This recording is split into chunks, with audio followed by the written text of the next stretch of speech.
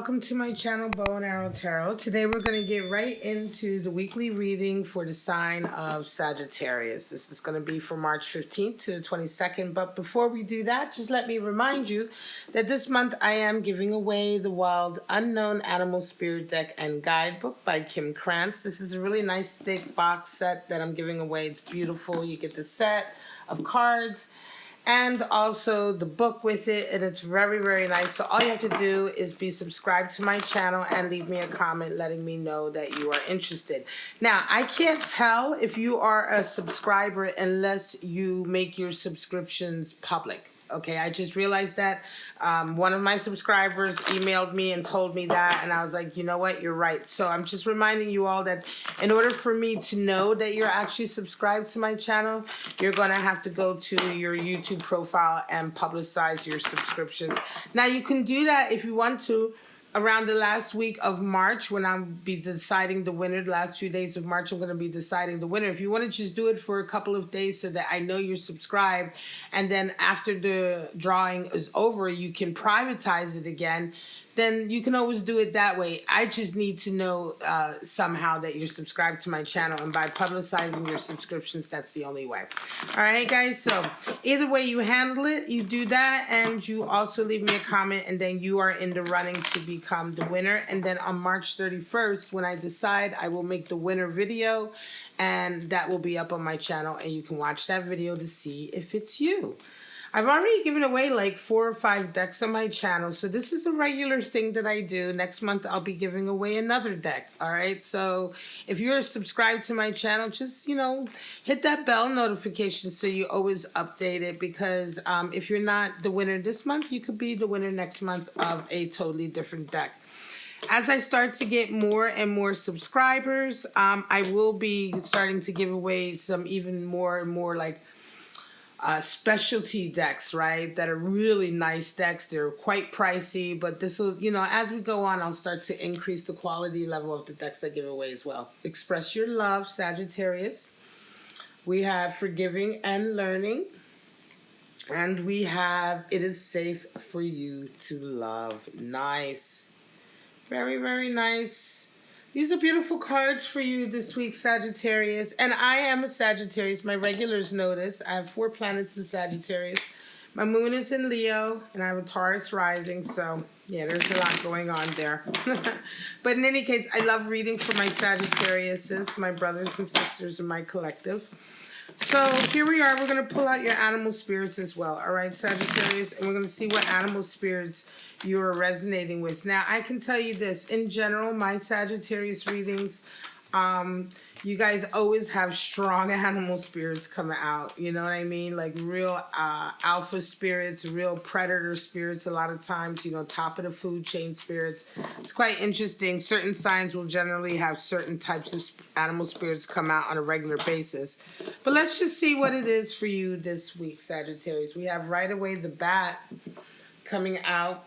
Air energy. The bat has come out a lot for you also. Talks about a new day dawning. We have the nightingale.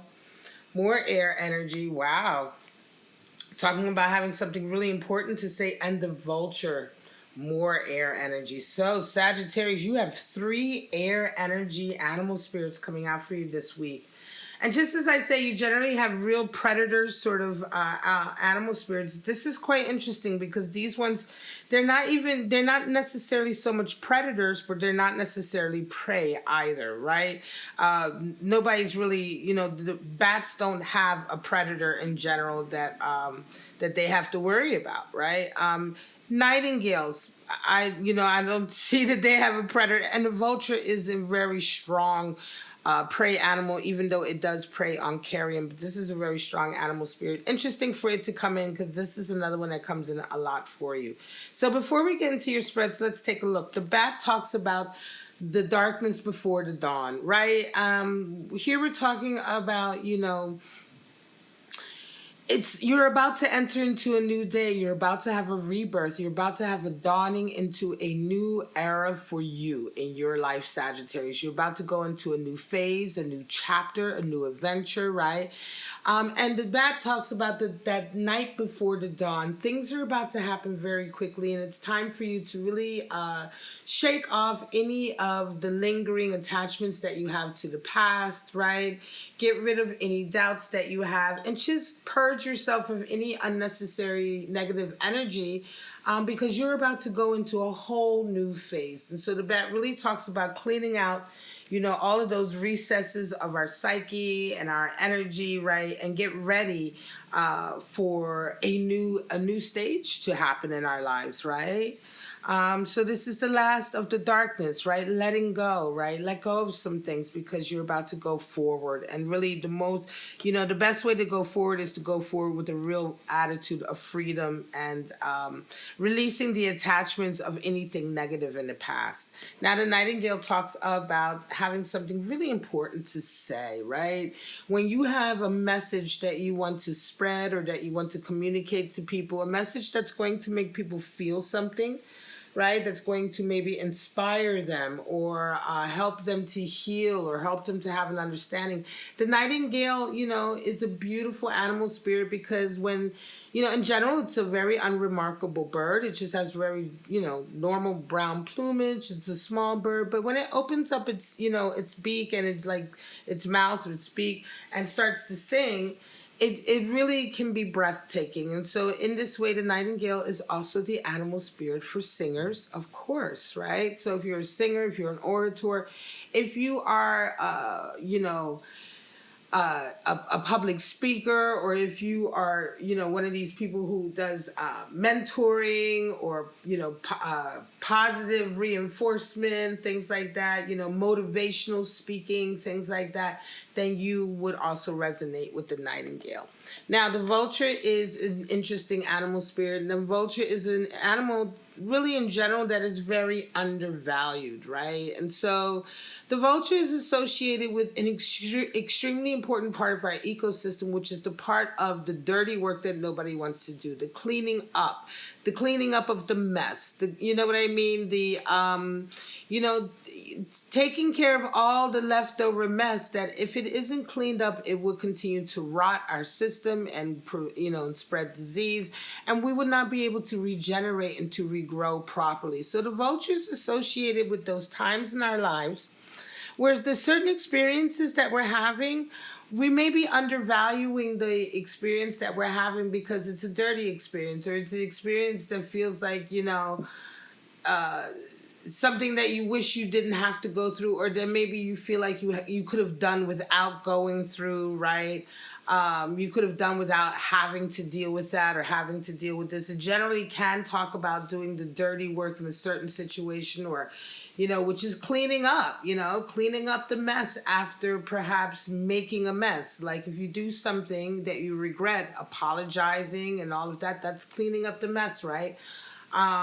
Or helping somebody if they're in a difficult situation, have those hard conversations. That's associated with that as well. In any case, the vulture generally, the spirit of the vulture talks about remembering at certain times in your life when you feel like you could have done without this difficult, experience. There is still something to be learned, right? So don't underestimate the value of that experience, even though it was maybe one that you hated, one that you could have done without. There was still a value there, and try to find the value in it so that you learn what you needed to learn from it, right? And the vulture reminds us that even the most unpalatable experiences in our lives, the most difficult ones sometimes, are the ones that we really feel offended that we had to go through. They all still have a value and a purpose, and we have to still open ourselves up to learning from them. Okay, so this is it. You have three interesting and yet very strong animal spirits out for you this week, Sagittarius. Let's cut your deck and get into your three forecasts. These forecasts are intended to be for separate Sagittarius, separate outlooks for the week. We're going to do three of them. 4 of Wands, 5 of Pentacles, and the Eight of Pentacles. So some of you Sagittarius are coming into the week with a Four of Wands attitude. So there's a new relationship in your life. Or there's a relationship in your life that's ascending to this really quick level or this really heightened level of commitment very quickly, right? Four of Wands is Venus and Aries, so it generally indicates beauty and love, but pushing forward through to a new frontier. This is what Aries does. It pushes the boundaries, it conquers new territory.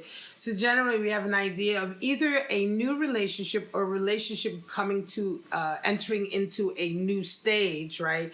And whatever the case is, the stage is Four of Wands. This is the 1111 soulmate card. And what makes it such a strong soulmate card is that 4, first of all, is the number for stability in tarot. But also with the Four of Wands, we talk about two people coming together with absolutely equal mutual respect and love, right? When the bonds, the ties are absolutely equal in intensity, right? In substance, in quantity, in quality. When you love each other equally, when you respect each other truly equally, then you have a very strong foundation for a relationship, right? When that is out of balance in any way, then you immediately are entering into a power dynamic, right? So now you have a power dynamic. So when one person doesn't quite respect the other person as much or something like that, or they don't trust them as much, or whatever, whatever these subtle energies are, when they are not exactly equal, then we get into a power dynamic. And generally, this is where a lot of the problems come from, right?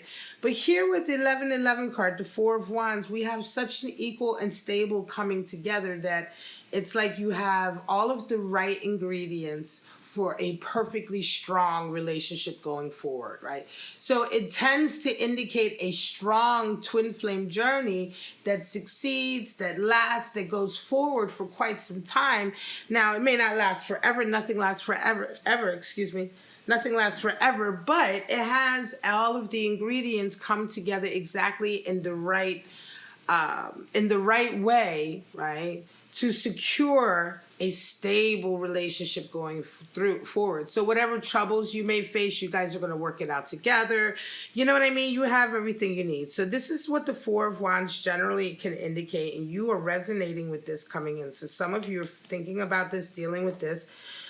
But this week you're coming to an energy of a Five of Pentacles. So somewhere along the line, I think, because it could be very well, it feels to me that Sagittarius, as a result of you and your person coming together, you may be ostracized, or your person may be ostracized from either the family or a social group or what have you. Something happens here. 5 is a power dynamic number in tarot. And so there's a power dynamic that breaks down here where either you or your person is sort of, they're the outcast, right? They're the ones who are outcast. They're the ones who are coming out of the situation, paying a financial price. Sometimes this can indicate divorce or separation. It can indicate a falling out with the family, and the family has the money, so now you're outcast. You have to make your own money. You have to rebuild. This can also indicate a split in business. You may be in business with someone where you were partners and you were friends, and then the power dynamic fell apart, and you ended up sort of the one who had to sort of walk away from all the money or lose a lot of money. 5 of Pentacles generally indicates a power dynamic where there was an emotional component there, friendship, work relationship, even lover relationship, but ultimately the dynamic of it fell apart and caused you financial hardship. And so this is a rebuilding card. This is a card that makes us feel like we have to rebuild, we have to start over. And it's interesting that that would come in after this Four of Wands. So it feels to me like perhaps as a result of you coming together, it could be that some dynamic fell apart. It could be the other person was married, right? And they are coming out of a marriage. Maybe the divorce papers came through, right? Or the separation papers came through, and now you're together, but you're experiencing hardship as a result. Or maybe the family or the society that you're in is not supportive, and you're experiencing hardship as a result. Whatever the case may be, you do round the week off with 8 of Pentacles, which means that you are willing to work very hard at your work. This could be your partner too. I think your partner is the one who may be suffering with this, but you round the week off with 8 of Pentacles, and you're working very, very hard in your career, business, what have you, to get things going, right? So as far as you're concerned, Sagittarius, you believe that the way out of this situation is just to keep working hard, being very disciplined, because that's what Eight of Pentacles is all about. And that's how you sort of attack. And I think that's a good attitude to have, right? It's interesting that this will come out as a reading. This could just be reminding you that things will work out. You know what I mean? You know, things, sometimes Five of Pentacles, let me tell you this, Five of Pentacles is very much a card that is a very progressive card, really, right? In the short term, it causes a lot of pain, right? In the short term, it's generally very difficult. It's very painful when you first hit rock bottom, or when you first are outcast and you have to rebuild yourself. But I can guarantee you that this almost always leads to a position or a stage in your life where you have so many more opportunities open to you than you ever did before. And you progress much further and much quicker as you ever did before, because generally this card is a breakdown in a power dynamic that wasn't good for you anyway, right? You weren't thriving under it anyway, so it needed to break down. This is very much the spirit of the Panther as well in the animal spirit deck. So if I wanted to associate any animal spirit with this feeling, it would be the Panther also. But in any case, Spirit of the Vulture is here. You're picking yourself, but I just mean to say this, and this could be why the outlook came, Sagittarius, is that don't be disheartened, because working through a Five of Pentacles and just getting through it ultimately is like one of those 2 steps backwards, 10 steps forward card. Ultimately, you will progress, you will go forward, and you will go forward much quicker, much better, much stronger than you ever imagined before, right? So it's just like difficult in the short term. Next spread, Ace of Pentacles, Five of Swords, Temperance. Well, there you are showing up in your own reading, and there's an Ace of Pentacles. Some of you have a golden opportunity right now that you're dealing with, either in your career or your business. You are involved with something that could promise to bring a lot of fortune, a lot of financial stability. Ace of Pentacles is one of those, like, all right, you know, I got an opportunity here for you. And if you play your cards right, and if you do your part, this opportunity is a golden opportunity. In any case, you're dealing with this. Coming into the week, there is a Five of Swords, and you're like, you know what? There's someone who battles you, someone who's kind of really trying to keep you from your, I'm going to say, from your best self, right? Five of Swords is the card for defeat, and it's the card for deciding that, look, you've had enough, right? You've been defeated. You decide to be defeated. The person you're dealing with is very underhanded. You know, they will do anything to sort of battle you. So they will use gossip, they will use lies, you know, and you can see that the other swordsmen have kind of thrown their swords down and walked away in disgust. It's time to walk away from this battle and just let this person have their hollow victory, because you have something so much more positive right here, so much more enriching for you, right? And it's time to let go of this, because any Five of Swords battle is a battle that's going to just diminish you instead of exalting you. It's not a fair fight. It's not something that is healthy competition. We're not talking about healthy competitive battling here. We're talking about a really kind of toxic battling with somebody who's very underhanded, and somebody who generally will suck a lot of your energy. And you'll be reacting a lot to them, you know, so before you know, you're kind of rolling in the mud with this person. This is the example that I say. So it's best to let it go. You round off this week with Temperance, which is your card, and this Temperance is what it's all about. It's the ability, you know, Temperance, I'll tell you, Temperance is like, it's very much connected to the Emperor, right? The Emperor is the first 4 in a major arcana. Temperance is the 14.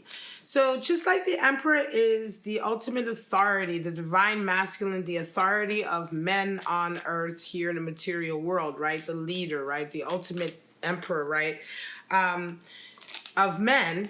14, Temperance, is when you have that same level of authority over yourself. So this is a level of strength and command that you have over yourself, so that you don't react. Nobody can make you react. Nobody can get you off your focus. Nobody can get you to act in a way that is not completely within your own control, right? So people can't, you're not susceptible to being triggered, or, you know, having somebody push your emotions emotional buttons, right? So this is a sense of command and authority over yourself, knowing who you are, knowing your emotions, and being strong enough that regardless of those emotions, we have them, but being strong enough to go ahead and make the right decisions anyway, to always consider the move you're going to make, or the decision that you're going to make, or the statement that you're going to make, right? This is having temperance, right?